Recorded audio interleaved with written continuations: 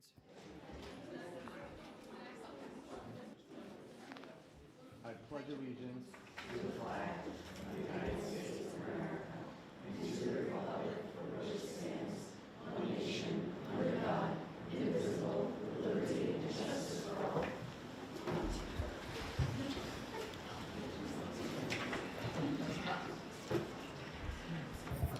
Thank you, everyone, for joining us this evening.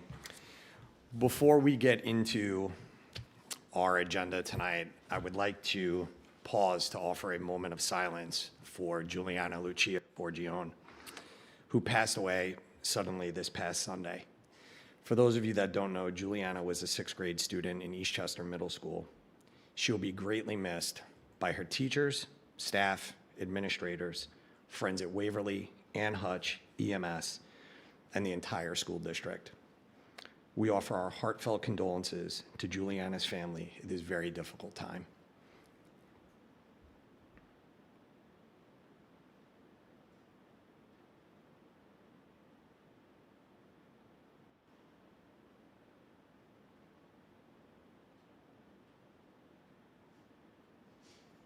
Thank you.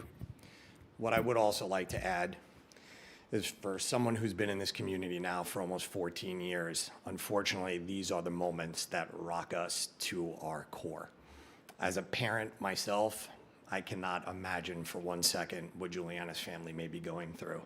And what I would say in times like these and moments of tragedy, what Eastchester does best is rally around family and people. And I would say to everyone here this evening and everyone watching at home, this is the moment to rally around Juliana's family. Thank you. Elias, I'm going to turn it over to you now for the students' report. Thank you. And to start things off, we'll start with the high school. And this past Wednesday, EHS hosted an elective fair during all lunch periods where students had the opportunity to learn about all the exciting courses that EHS has to offer. New electives offered next year include the Introduction to Educational Psychology, AP Research, AP Business, and more. On Friday night, Rock Against Cancer raised over $5,000 for cancer research. The performances were amazing, and I'll touch more about that later. And earlier today, interested 10th grade students attended a trip to the BOCES campus to discover what course offerings are available to them if they want to pursue a career in technical education. It is also scheduling season at EHS where course selection is underway, and students should make sure to talk to their teachers and read the course catalog so they can make informed decisions about their academic program. Next, at the middle school, the EMS welcomed over 200 incoming sixth grade parents for Parent Orientation Night on March 2nd. The school is excited to welcome the EMS class of 2029 and begin building strong partnerships with its newest families. The Science Olympiad team competed in the regional competition this past Saturday at Scarsdale Middle School, placing 6th out of 41 teams and 5th out of 20 districts, and earning a spot in the state competition next month in Syracuse. The school is very proud of the students for their hard work, dedication, and outstanding representation of EMS. Congratulations to the varsity cheer team on their performance at the state competition. The team includes 2 EMS students, and the school is very proud of their accomplishment. At Greenvale, it has been incredibly busy, and the past few weeks are really exciting, filled with wonderful opportunities for students to shine.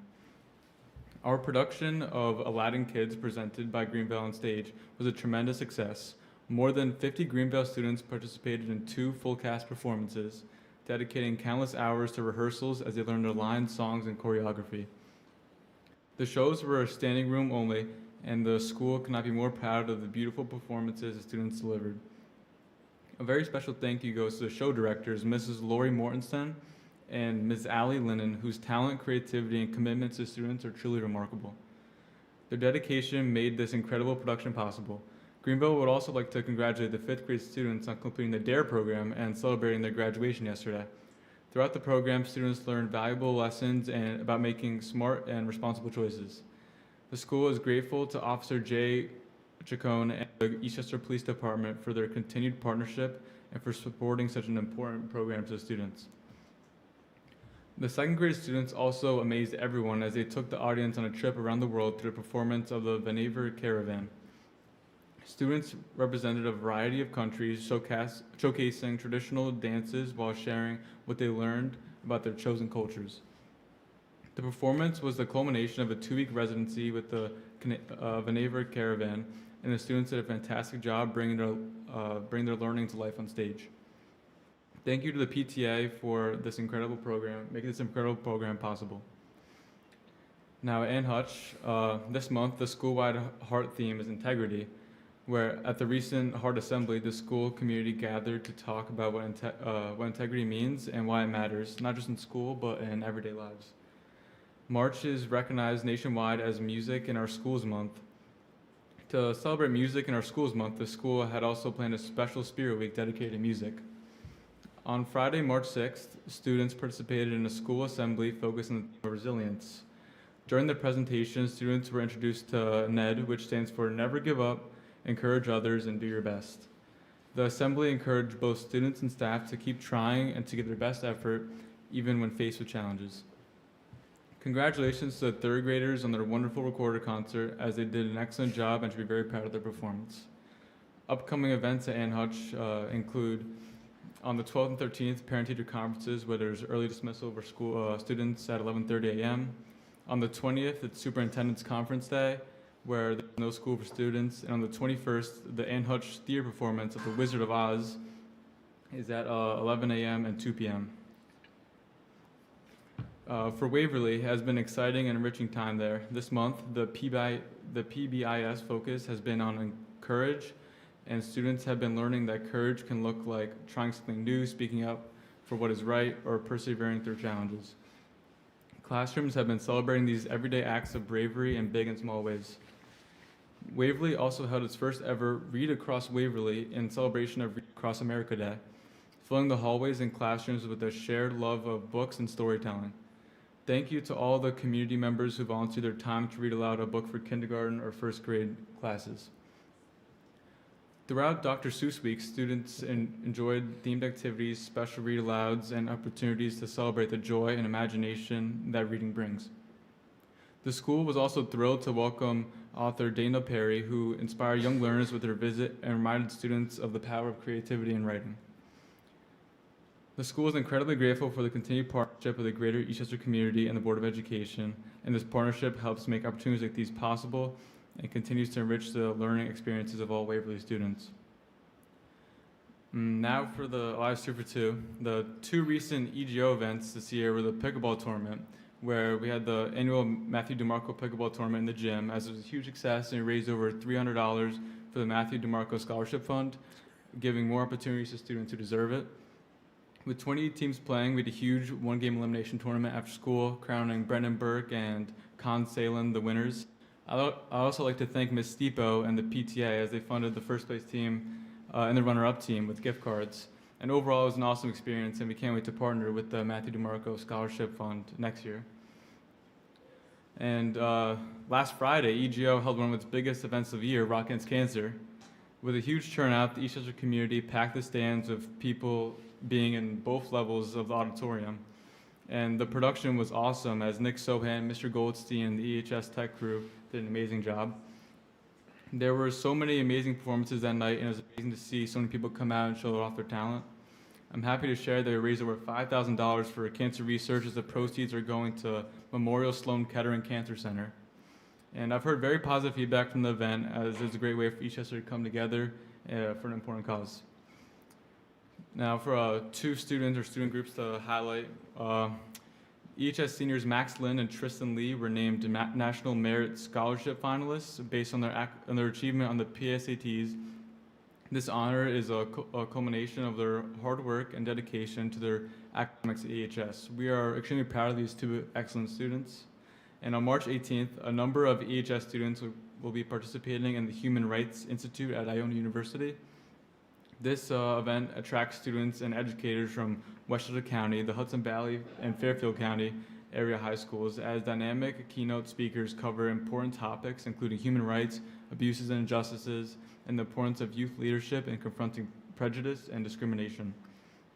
The following students will be presenting at the conference: Rita Gashi, Aragashi, Sophia Cana, Elia Santos Toribo, Miles Williams, Fabian Campusano, Emika Dina, Liliana Joliaj, Aniki Mirsaj, and Elena Koni. Yeah, that's it for my report. Thank you. Elias, thank you so much as always for that comprehensive report. We appreciate it. And just tonight, a couple of comments before we turn it over to the superintendent's report. For those of you that didn't watch last week, because we had a makeup board meeting, and those of you that are here in the audience, we started to have a robust conversation around what we're looking at next year as it pertains to our budget. And one of the questions that continually comes up is, what can the community do to help? Just for those of you that did not have a chance to watch last week's meeting yet, based on changes in the state calculation, Eastchester is going to be receiving $1 million less from the state next year. That's right, $1 million less. The way that everyone can help is please advocate to Amy Paulin, to Shelley Mayer, and directly to the governor's office. Myself, some of the trustees here have been in forums with Shelley Mayer and Amy Paulin, and the next step is really to go to the governor's office. We are not unique in that, by the way. It is impacting a multitude of school districts in our local area. And for a district where we are sufficiently funded by our taxpayers, meaning we don't get a ton of state aid in comparison to other districts, and all of that information is available online to everybody here. $1 million for us is a big hit going into the budget next year. So please, please reach out, call, write letters. The more the community comes together to plead our case to the state and to our local politicians, the better off we will be. So we are currently doing that as a board, which is frankly one of the most important things that we do as a board, is advocating for our students and our staff, and we will continue to do that, but really asking for the help of the entire community in our efforts to do that. Additionally, where is head coach Stephanie Leone from the varsity cheerleaders? There she is. It's good to see you again. So one of the things that we also want to do this evening, and Stephanie, please come on up. This winter, the varsity team went undefeated in the regular season to capture the League D title, won the Section 1 Class B Traditional Cheer Championship, qualifying for the New York State Championship, competed at the state championship on March 7th, advancing to the finals and finishing 4th overall. Eastchester also, under your direction, earned a 7th place at the UCA National Championships in Florida. 8 Winter All-League athletes, 2 All-Section athletes, Riley Ferguson and Samantha Triano. At states, Maddie Messina won the Sportsmanship Award. Job well done. Head Coach Leone, would you like to say a couple of words? Not to put you on the spot. Oh, love it. Good evening, members of the Board of Education, administrators, coaches, families, and community members.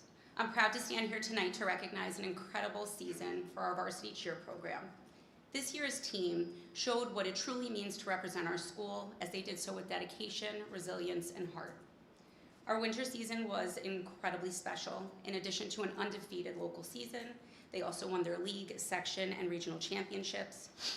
The season culminated with the team advancing to finals at the state championship and placing 4th in a highly competitive division. In addition to the skills they performed and the scores they earned, the character they demonstrated along the way exceeded expectations. They represented our school with pride, sportsmanship, and positivity wherever we went. Our coaching staff deserves tremendous credit for guiding this group with passion, patience, and high expectations. And last but not least, none of this happens without the support of the families and our school community, who stand behind these athletes every step of the way. Their Eastchester energy fills arenas and pushes our athletes to compete with confidence. Our goal is to make them Eagle proud. To our seniors, we thank you for your leadership and the legacy you leave behind. And to the returning athletes, the standard has been set and the future is bright. The unbelievable season has ended, but the impact these athletes made on each other, the program, and our school community will last for beyond the records they set and the history they made. Congratulations to our varsity cheer team on an amazing season. We are incredibly proud of you. You are simply the best.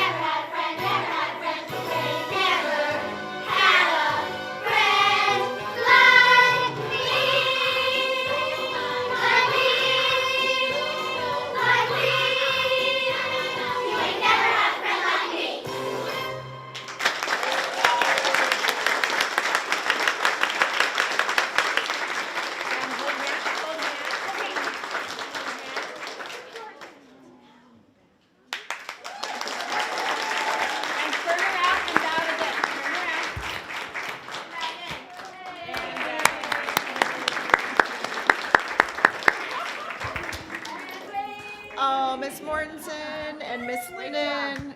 Congratulations again. Yes. So was parents and great. community members and board members, I mean, this is why we do what we do. The joy of the performing arts, just to see the excitement as our students perform for us, the brilliant colors in these costumes that were a selection of also purchased and made. And then also just seeing all the alum coming back to help with all of this and the parents that are involved, the commitment of the late nights. This is the joy of school. So thank you so much, Greenvale. Thank you. Mrs. Mortensen, just before you leave, this has now been several years of you doing this work with the students at Greenvale, and I will say, from myself, the entire board and the community, thank you. Thank you for taking time out of your schedule to consistently go above and beyond for the kids and for the community. It is so greatly appreciated. Thank you so much. We have the best parents, and Ms. Lennon is the best co-director I could ever have. So thank you for having us tonight. Thank you.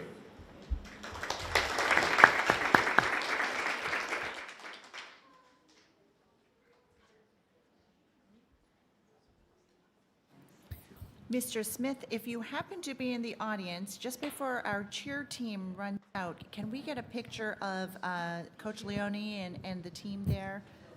Fabulous. Thank you so much.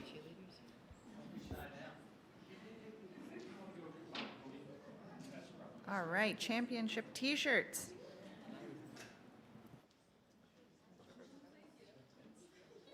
And matching shoes. Yeah, and the shoes.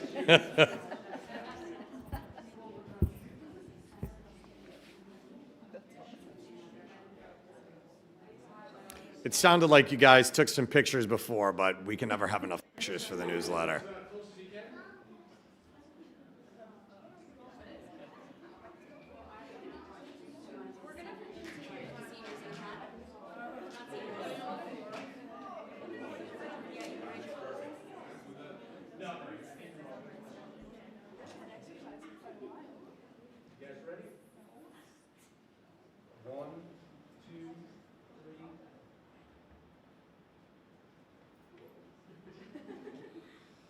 If any other parent wants to get a photo, come up real quick.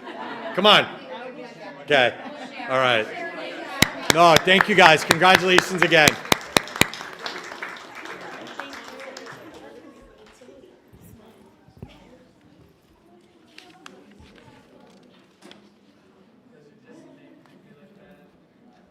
All right, so as we transition, next up on our agenda is a presentation as we continue on with our budget work from Mr. Rob Jacoby on behalf of the Technology Department.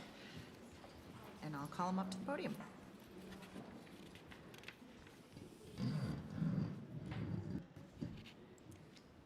All right, good evening, everybody. I will start with the obvious, which is that this will be a lot less interesting than the Aladdin Junior kids that were just here.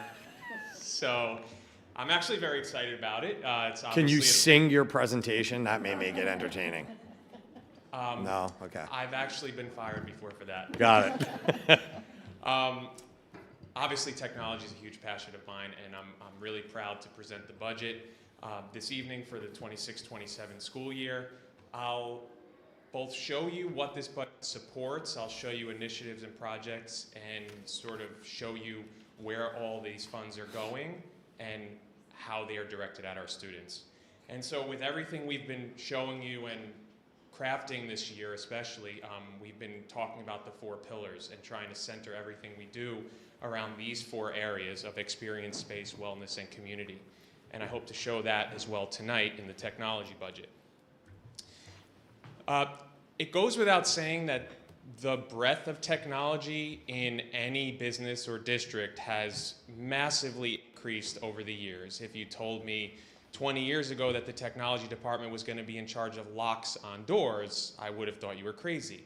If you told me the technology department was going to be in charge of public address systems over the internet, I would have told you you're crazy. But over time, the breadth has expanded. So tonight I've broken down the budget into basically 6 buckets.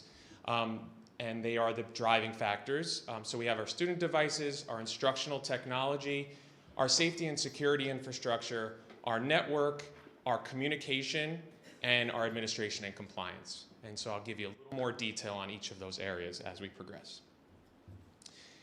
A shout out to our technology team. This school year alone, our team has resolved more than 4,100 requests from our staff and students. We subscribe to managed IT through our BOCES, as does 40 other districts in the county. We're part of a consortium. I want to give one other stat, that our local techs have resolved over 81% of these, which is really impressive to me. They are working extremely hard. Right in that room is our high school and middle school tech center, and our elementaries, they're moving all day long. So just a shout out to them. The great orator Allison Villanueva, PhD, once said, "A minute without technology feels like an eternity." So when the internet goes down, everybody says, what do we do? And it's our hope that that never happens. Thankfully, most of our little blips on the radar have been regional, and our infrastructure is solid, and we've been making really great progress to get it even more solid. You know, part of the technology budget is hidden. You know, it's all up there. You know, the cables that were 20 years ago that were delivering 100 megabit per second speeds are just no good anymore. You know, you're hearing things like 10 gigs, you know, that's 100 times faster.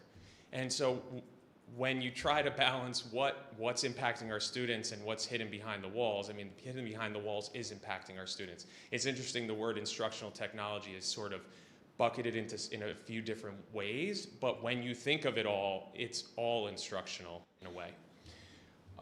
So we'll start with the infrastructure, the hidden things, and these are what powers our learning. So if we think of it not as closets and servers and switches and Ethernet cables through the ceiling, but as what keeps our students connected to leverage all of the rest of the technology. I would be remiss without showing this picture that the board remembers from last year, I believe. What is it first? It is one of our IDFs, one of our network closets. That is what was before, and thanks to our network administrator, Luis Lopez, that is what it became after a 2 or 3 day project over one of our breaks. And I show it because it's not just about that closet, it's just also about our shifting goals in technology to be more efficient and to really sort of move beyond just connecting, you know, just really taking a detailed look at what we have, where we're going, and trying to make the right calls that basically, especially in tonight's presentation, sustains budgetarily and infrastructure-wise. So here are some of the things in instructional technology that we've been proud to have over the last few years. This is the first full year where every one of our classrooms has an interactive whiteboard.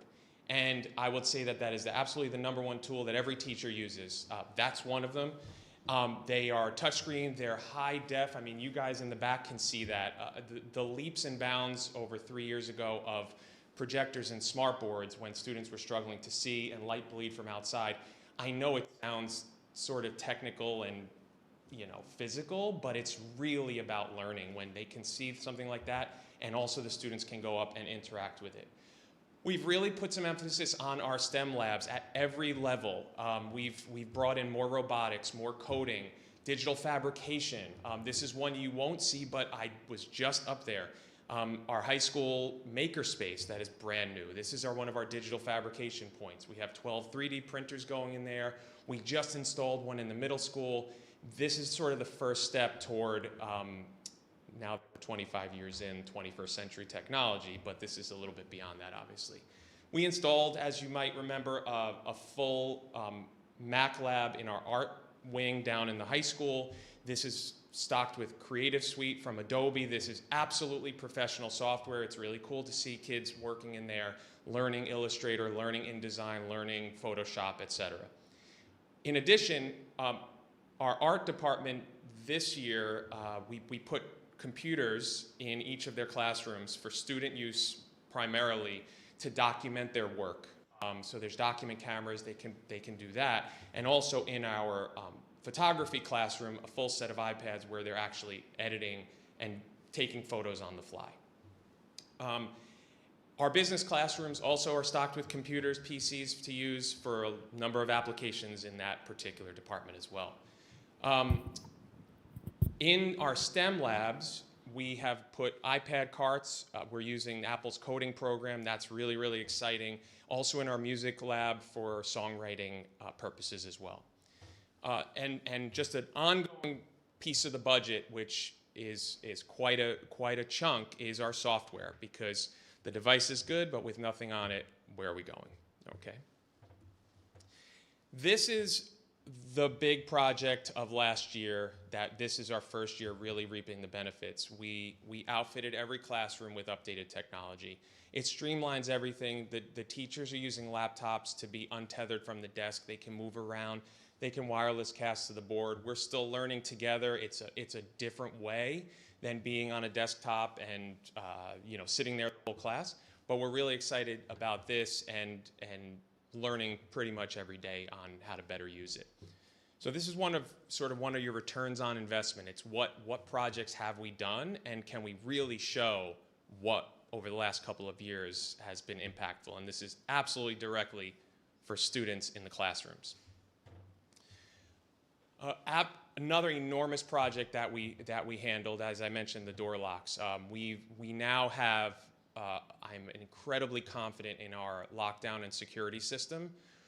We also moved to a new security vendor that has given us much more leverage on what our system can do. Notifications and alerts, a current project, is basically to increase how those alerts go out, to keep administrators in the loop, all of it with the goal of keeping our schools safe. We obviously, as I mentioned, also support our public address system, some of which is IP-based and some of which is hardwired. Here's a very recent project that we rolled out this current school year, student devices. The state came out with a mandate, said no personal devices. We've got policies in place now to deal with that, and we've made a commitment that our high schoolers over the next 4 years will get district devices, but we also knew that they needed a bit more power at the high school level. And so we piloted a program with high schoolers 20 students came into the pilot, 10 students with iPads, 10 students with MacBooks. Those were their top 2 devices when we pulled them. Then 1 month in, those students switched. They each got to experience every one. At the end of that pilot, 15 students were present in the room, 14 of them chose MacBooks, and that's where we went with this. So this current year, all of our freshmen have MacBooks. Next year, our freshmen and sophomores, and the table on the right, you could see our 4-year rollout plan. So it keeps it sort of budgetarily consistent, so we're purchasing the same number of devices every year, and once that goes over, they're basically a 4-year life cycle. And so by year 5, we'll be purchasing the same. So the increase to the budget is basically whatever the increase to the device is. But every year we purchase our devices for our students. The infrastructure in our district supports more than 4,700 devices for staff and students. I thought it was an important number because, it's increased over time, certainly. I mean, just the one-to-one program alone took us from, I don't know, maybe 100 computers total in labs in the district. And this is not just unique to us, but we went from 100 to probably, 2,700, 3,000 Chromebooks and MacBooks. So it's a really interesting, and in addition, our current infrastructure supports our 10th, 11th, and 12th graders who want to bring their own device as we roll out the MacBook program. So the 4,700 becomes quite a bit more when you add those 750 students in. And all of those students on the personal devices are on our network. They're authenticated and registered. But as our goals come, we roll that out. Our network, as I mentioned, includes all of the following. It supports it. Some of this is hidden, but boy, does it protect us. Cybersecurity threats are real. School districts, businesses, individuals. We certainly feel really confident in our cybersecurity. With our endpoint protection, alerts going out when we see any unusual activity, that really protects us, and as well our students. And you know, in a related topic, our student data. So we've got a lot of information on our students, and we want to keep it as safe as possible. 2 years ago, we rolled out Parent Square. That's in full force. I think that was a really great change from the previous system. This year, our huge project, which is well bigger, is rolling out a new student information system. So currently, families have Home Access Center, teachers use Teacher Access Center, administratively we use eSchool Plus. Next year, we're going to Infinite Campus, and all of us are going to Infinite Campus. There'll be a way improved parent portal. Everything will be easier to do. Everything will be easier to see. The net cost is negative, which is really cool. It's a way better system. But because eSchool was, we had to pay for so much outside of the platform. eSchool utilized multiple places, something called Cognos, you know, IBM. Infinite Campus brings it all into one place, so you're paying like one thing. It's not drastically less, but this big of an improvement to be less at all is really pretty great. Last year we rolled out our new website. That also, I hope that the community sees it being easier, that you find things. We take input every day. So whenever you have it, please reach out. Mike Smith, our communications director, myself, and you could reach out with whatever improvements that you see. We also, the phone system used to be copper. Now it's all IP based. That's not a new project. That's just to show you what we deal with. That's not included in the 4,700 number, but it's also 300 phones throughout the district. Through that phone system, we have everything from the ability to, you know, obviously call 911 and give administrators alerts to make sure we're all on the same page. The phone system can, our goal is that our phone system is going to be integrated in our lockdown system. So now that we've moved on to the new vendor, this year's project is moving toward that more so that our phones can integrate into that. As you see down below, many districts have, like ours, have contracted food services, but that doesn't mean that we don't support them in an infrastructure technology level. So we do handle and manage all of the point of sale computers for the cafeteria. We just went through a great transition at the high school when the schedule was changed. We had to just figure out, like, how are we going to be a little bit more mobile? How are we going to get away from these 2 computers on a desk and get our cafeteria staff out?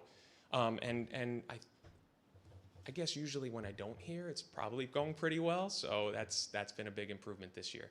And then the last 2 are really just more compliance driven. It's not too fun, but it's New York State mandating certain things from us for data reporting purposes. And student data privacy is obviously a really big topic right now, and something that we take really seriously, especially with all our software vendors, because they get our student information. So what does that mean for us? There's quite a bit of stuff you just heard. So the budgetary change from 25 to 26 you can see here. A huge amount of that is driven by some of the projects you saw and the priorities to move away from personal devices. That number especially is basically what it costs us. And so that differential there is 6.96%. And you'll see here that I broke it down a little bit of year to year. And you could see that our project costs, our project for our Wi-Fi upgrade, which I think I mentioned earlier, basically we are working toward a Wi-Fi upgrade district-wide. This year our investment was $215,000. Next year our investment is $150,000, and it actually gets less from there because that will complete the Wi-Fi upgrade at this campus, which is the biggest and actually highest need as well. Greenvale already has a Wi-Fi upgrade, so next up would be Ann Hutch and Waverly, which budgetarily have a much lower cost. So that said, here's the increase that we're proposing. We really feel confident that this was a very thought-through budget and as conservative as we can be while still supporting what we've been doing and still supporting what is already there. The projects, as you saw, are going to be really impactful for students, and that is our #1 catalyst for all of this. So that said, I'll take any questions or discussion. Yeah. I just I just want to clarify, so the reason, and this is really for the community, the reason why our district doesn't have our students bring in their own devices is because this is mandated from the state that it has to be through the school district? We made that, so the state did give boards of ed through their policy a little leverage to allow that, basically, and we did. But we also saw the reason for the state last year, and we made the call that personal devices are certainly distracting and don't allow us to utilize a lot of classroom tools that we could, classroom management especially. We have very limited capacity on certain aspects of personal devices when it comes to filtering and what we can allow on those devices. So with that goal in mind, that was when we started that 4-year plan to move toward district devices only. Okay, and the reason for the MacBooks at the high school is simply because the work is completely different than that in the elementary school that requires a higher capacity, more specialized technology for the students. Yeah, the MacBooks, a Chromebook can't really install software. They can install apps and extensions. MacBooks, we can push software to students when needed. That's a very big difference. But also the fact that it's a faster device, they're writing a lot more papers, they need a little bit more power to their devices. And I'll give you one more. We felt that the MacBooks were something that the students would use in the real world. So it's kind of like preparing them for the next step. You will not find a business that uses Chromebooks. They're incredible instructional tools, but at some point they hit their limit. And for us, that limit was 8th grade. Could you go back to the slide with the parents where, just to clarify, Parent Square and Infinite Campus are both separate tools? Yeah, Parent Square is our communication in particular, and Infinite Campus is basically where you're going to see gradebook, attendance, medical records, residency records, registration, basically everything that you would see in Home Access Center. Yeah. Thank you, Rob. Any other questions? Okay. Okay, wonderful. Great. Thank you. All right, and I think at this point, I just want to let the public know that our next meeting is a joint meeting and retreat-style workshop where our administrative team and our Board of Education will come together to look closely at some more budget items and a couple more budget presentations from our facilities department, as well as just talking about some of our more specific building requests. And then I look forward very much to March 24th, where I'll be presenting a superintendent's proposed budget for the 26-27 school year. So thank you again, Mr. Jacoby, on behalf of the technology department. And you're absolutely right. Well, that was my quote up there. 1 minute without internet, and I tell you, the phone is just off the hook in the district. So the next, we are moving into consent agenda, and I know, Mr. Finelli, you'll lead us through that, but there's a couple of special things on this consent agenda that I just wanted to draw our eye towards. First, as part of our personnel agenda, I can see Ms. O'Shea sitting in the audience here. We have somebody who will be earning tenure this year, and Ms. Carly O'Shea so very much deserves it. She is a counselor over at Eastchester Middle School, and I've had the very big privilege of working with her in some of our restorative practices training, as well as seeing her in action with other students. And I've seen somebody with such calm demeanor and such an open kind of ability to have different perspectives and kind of walk our students through some tough times. So, Carly, I just want to say congratulations to you and thank you for coming up this evening.